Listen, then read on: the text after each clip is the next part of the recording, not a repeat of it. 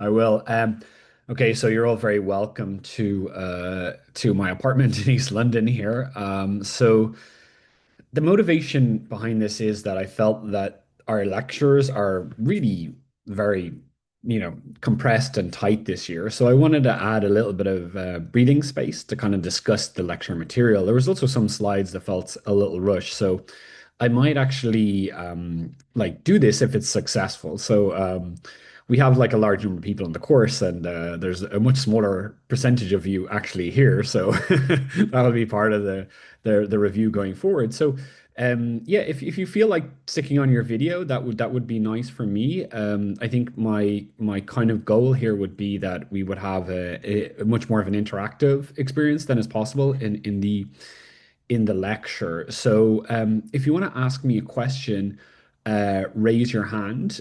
Otherwise, I'll kind of like proceed forward. And there's also like you also have the chat function. You can ask a question and I'll kind of go from there. So why don't just to get us started, why don't I just maybe speak to the last 2 weeks of lectures and then I'll kind of ask for questions. So you can raise your hands and we can see how this goes. It's somewhat experimental. So why don't I share the screen and we can kind of uh, see the lecture slides together. So can you all see the lecture slides? They're not full screen, but I wasn't planning to do full screen. You can see the lecture slides here? Okay, good. So that's lecture two. This is lecture one. Okay, so lecture one was a jam-packed lecture, and the idea behind it was to just introduce you guys to the field of economic history, and also the department, but also me kind of personally. So let's just go back to the first slide. Why is that not working? Okay. I don't know why that's not working. Okay. So there was a ton of stuff in the lecture material, and I'm not going to re-lecture it. I just want to kind of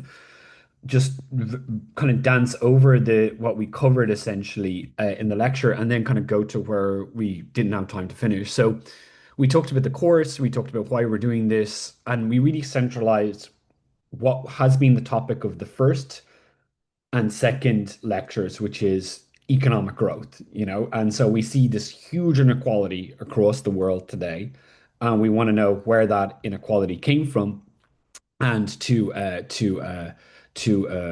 ensure that we can kind of and address those questions. I'm just conscious. I got to keep an eye on the waiting room, but it's kind of disappeared here. So let me see if I can I should be able to add people as they come in. Okay. So, to kind of give you a sense of how the kind of motivation for this is, you'll notice that the final exam has a section A and a section B. What you see in the kind of early lectures are the introduction of several concepts. Okay, so you're going to be quizzed upon like what is intensive economic growth, what is extensive economic growth, when an economist talks about a Malthusian economy, what do we mean by that? So you have these kind of short answer definitional things that you want to focus in on. So there's a whole bunch that we went through in the lecture, including economic growth, contextualizing it within time and across space, getting some stylized facts. And then we were looking towards the end of the lecture, towards like kind of reasons for why you get differences in economic outcomes between places. So we very briefly talked about Thomas Malthus. I know some of you are doing my second year course, where we spent an entire hour talking about Malthus this week. So it was very kind of simple. Just talking about the idea that there was a world of no economic growth.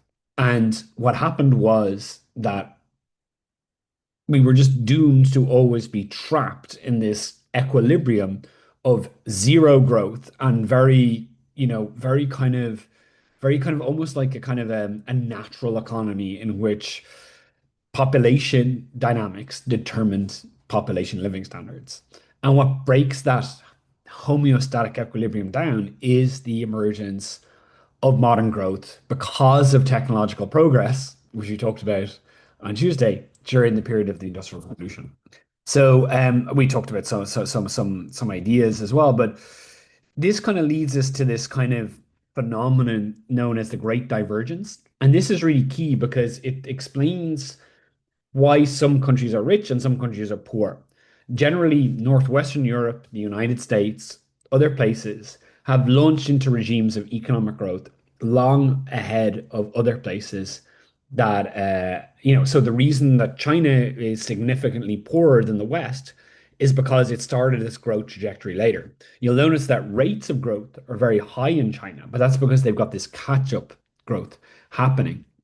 And you'll notice that some parts of the world, sub-Saharan Africa, for example, are just not growing at all. So the mystery of development is perfectly encapsulated within this economic history framework of thinking about the origin of growth. And so the big question for economic historians is explaining where the Industrial Revolution came from, but also, why it happened in some places before other places. And a classic, question with the Great Divergence is why it happened in England and not in China. So China was, is kind of in many ways had a lot more going on in the kind of period preceding the Industrial Revolution than say England or Northwestern Europe, and this was noted by Adam Smith in his famous The Wealth of Nations in the 1770s, like one of the kind of really the book that is the kind of principal intellectual influence upon the field of economics at origin. And we'll just read the quote out, to give us some flavor of it. China has long been one of the richest, one of the most fertile, best cultivated, most industrious, most populous countries in the world. It's been long stationary, though, however. Marco Polo, who visited more than 500 years ago, describes its cultivation industry and populousness almost in the same terms which are described by travelers in the present times. And you can see that there's this awareness of relative economic differences. And so we'll come back to it. I just want to go to this diagram as I was looking at beforehand, and this kind of captures kind of where we think about it. So China was relatively rich, but the time trend is the key thing to observe. It never had this sustained increase the way you see in GB, which are these circles here, where it just launches into growth after, say, 1600, after, say, 1700 for sure. So the trend is flat, even though the level is quite high in China. So this leads to this question, like, what are the reasons for this? We don't think it's the people. The people are industrious, they're clever, they work hard. What about geography? Well, Western Europe is located close to Atlantic. There's favorable winds and currents, blowing ships west, but you don't see the development of significant transcontinental trade until the early modern era, right? It's happening and it's very much connected to innovations in shipping around this time as well. And if you look at geography, it's very much the case that the Chinese are sending ships exploring as well at roughly the same time during the Song and Ming dynasty. And there's an example of Zheng He, which we'll show you in a moment, where there's 7 naval expeditions that go as far as the Horn of Africa. And what you see here is like that this is the Zheng He's ships are just far superior to the kind of caravels, maybe not in speed perhaps, of Christopher Columbus. But there is no technological reason for why the Chinese don't establish intercontinental trade at the same time as the Europeans. There seems to be this incentive effect. You can actually see there's all these reasons why maybe internal rebellion, maybe internal dynamics prevented this. The Europeans established empires, and we know that intercontinental trade or empire-driven trade is a big part of the Allen theory, which we looked at earlier this week. So there's threat of internal invasion. The Mongol invasions are absolutely huge as well, but they also affect the east of Europe. And you don't see this foreign trade as well. And this is kind of very, very, very early. So we can see that like there's actually very kind of comparable levels of development in certain parts of China. The idea that like basically some parts of China are actually just as developed as Europe, but you don't get sustained growth and it kind of fades away.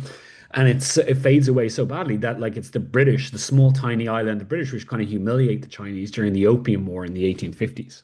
So a large amount of arguments that kind of construct data to answer this question of why China, but like China as a whole is not as rich as, say, per capita England, but there are parts of China which are looking very developed, like the Yangtze Delta.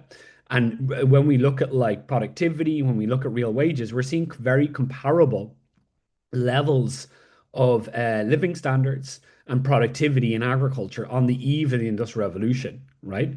So the Californian school, made famous by people like Ken Pomerantz, kind of highlights this equity and kind of further underlines the puzzle of why Europe was first ahead of China. So again, I foreshadowed this, but these are the kind of current contemporary interpretations of what happening in development, and it's the trend that matters. The level is kind of almost Malthusian, right? A flat line that's just not going up. In both, say, this is kind of China and then Japan are these dots, but you can see Northwestern Europe, indicated by Great Britain and the Netherlands, has this great divergence. Okay, and that's it's not too dramatic in this graph. It only goes to 1900, but that's a huge explanation for why some countries are rich and some countries are poor. They just start to have economic growth earlier, and because growth compounds, that leads to big differences in outcomes. So I'll stop in a moment, but I wanted to kind of give another aspect of why Europe. And another reason is marriage. Marriage is fundamental, right?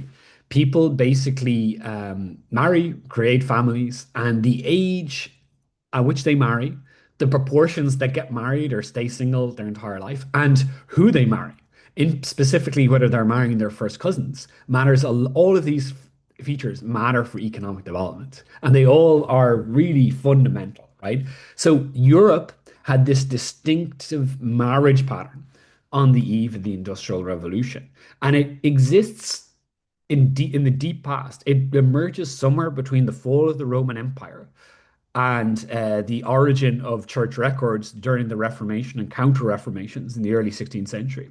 But it has these two patterns. Basically, there's a high age of first marriage. People tend to get married at 25 or above.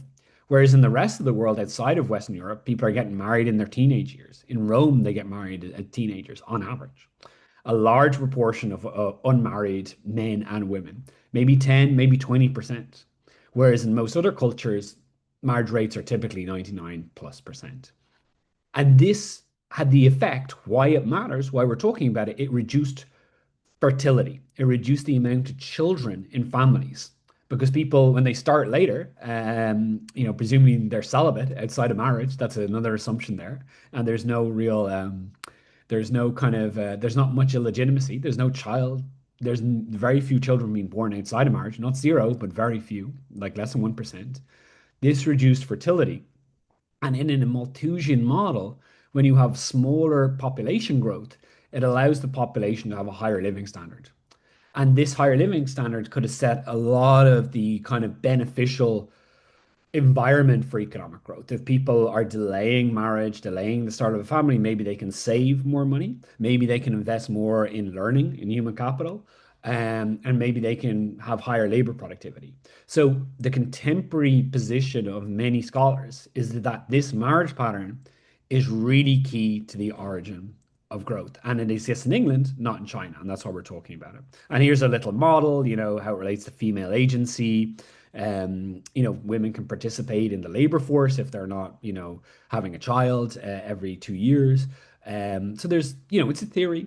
I'm critical of it. I work a lot on these areas, and there's kind of this kind of idea that this is actually kind of emerging in the aftermath of the Black Death. This marriage pattern emerges because of the kind of change in the structure of agriculture following the Black Death. To link to Tuesday's lecture, remember Bob Ballin talked about the Black Death being good for sheep, right? And that was because there was a mass conversion of grain arable land to pastoral land, like cows and sheep. And when you have pastoral agriculture, that is raising animals like cows and sheep, there's more room for women to contribute and to be paid wage labor. And in that world, when women have more agency, they might choose to marry later. That's an assumption that may or may not be correct. It's a modern interpretation, and this is from Voth and Voigtlander, this influential paper.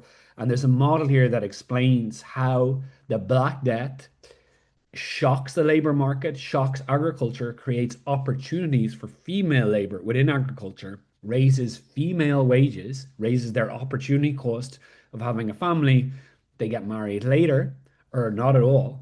And this mechanically reduces a society's fertility, leading to higher incomes for everybody, which sets the conditions for economic growth during the Industrial Revolution. Okay. Now there's a lot of stuff. I mean, I'm giving you a lot, but that's kind of what we wanted to kind of wrap up on that I didn't get to cover in the lecture.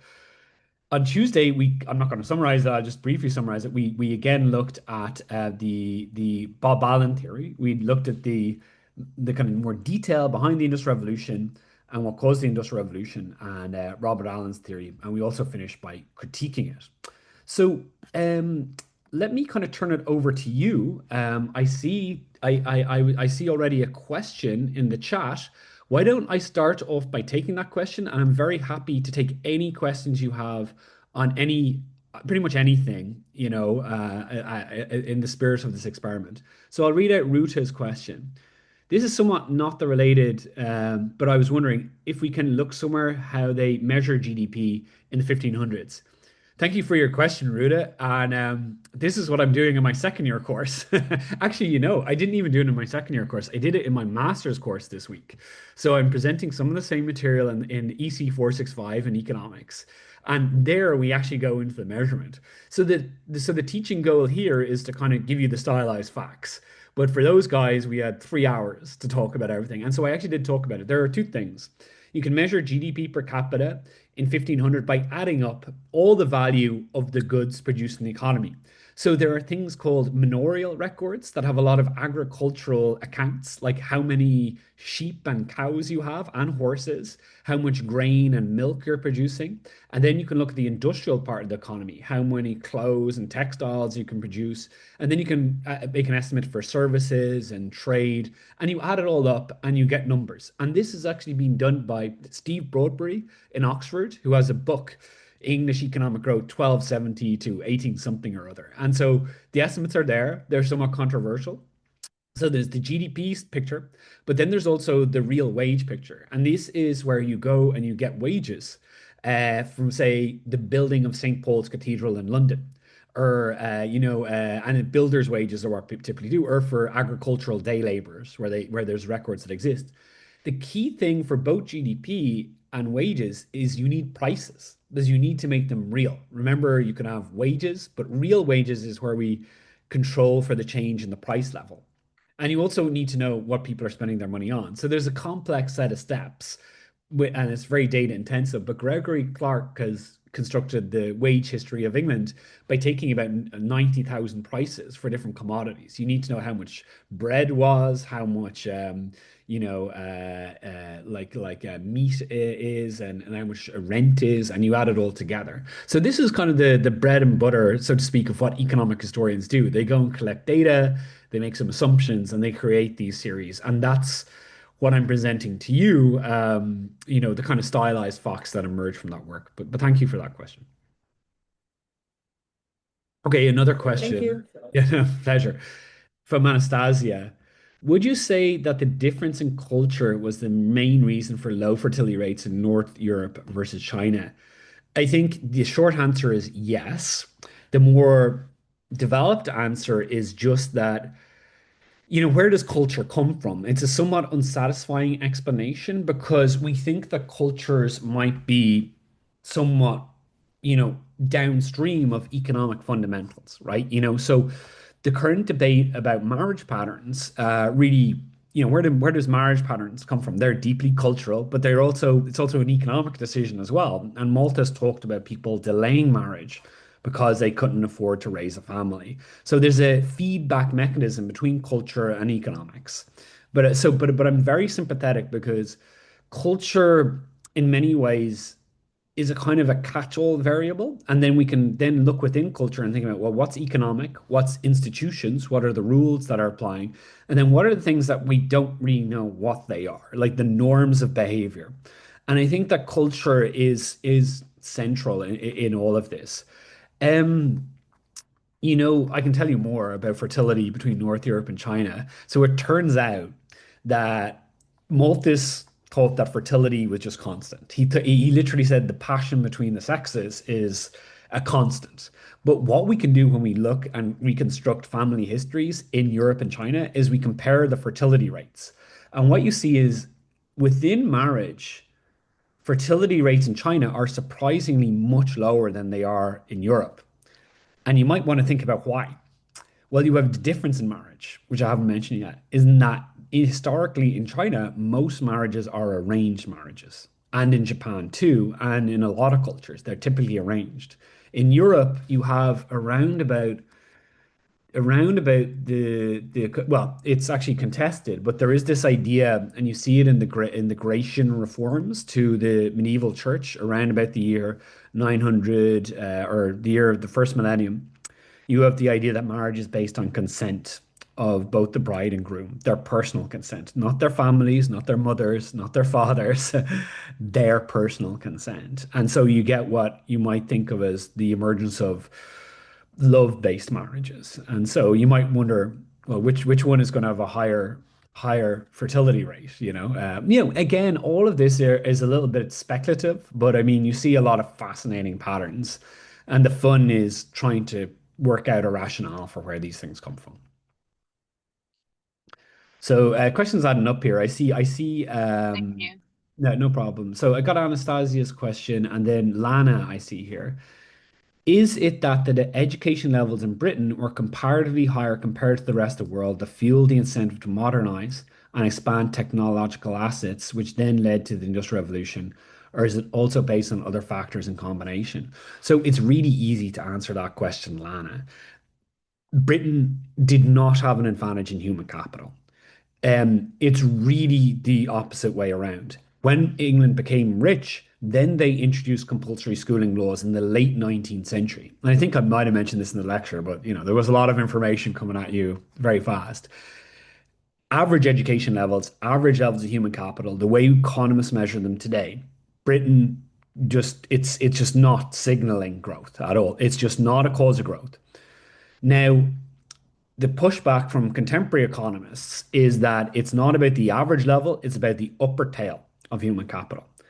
And even there, the best universities in the world are not necessarily in England at this time. England has two universities, Oxford and Cambridge. Adam Smith talked about the professors at Oxford and Cambridge.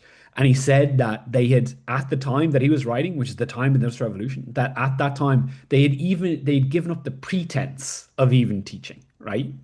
And it's just for show, right? It's all, some might argue it still is up there, right? It's like there's a lot of, ritual, there's a lot of drinking, there's not much actual rigorous academic teaching nor research coming out of Oxford or Cambridge or any English university. So at the average level and at the top tail, academic human capital literacy just is not predicting the Industrial Revolution and predicting Britain should have the Industrial Revolution. But where people do think about is there's a lot of these kind of practical kind of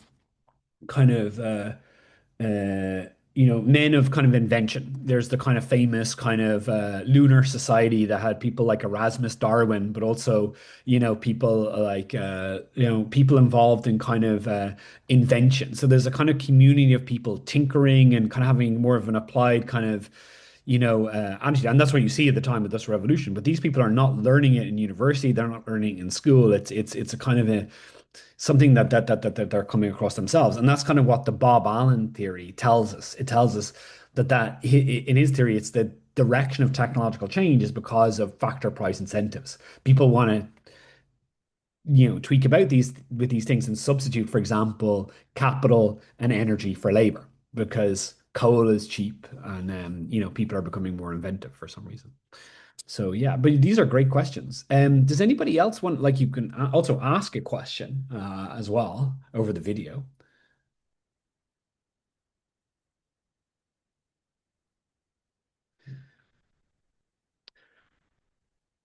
Okay. So this is fun for me. I don't mind doing this at all. I'm struck that as a terms of a percentage of the 211 students enrolled in the course, it's a low percentage, but in many ways we get a bit more value out of this. So I think I will just do it from anyway, maybe in 2 weeks. If is that something you would appreciate? You think others would appreciate?